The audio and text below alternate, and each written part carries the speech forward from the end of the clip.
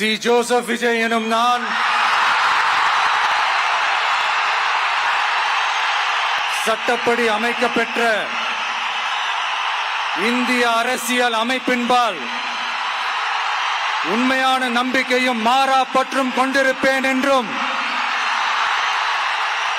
இந்திய நாட்டின் ஒப்பில்லாத முழு முதல் ஆட்சியையும் ஒருமையையும் நிலை நிறுத்துவேன் என்றும்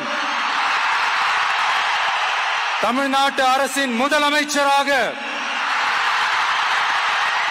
உண்மையாகவும் உளச்சான்றின்படியும் என் கடமைகளை நிறைவேற்றுவேன் என்றும்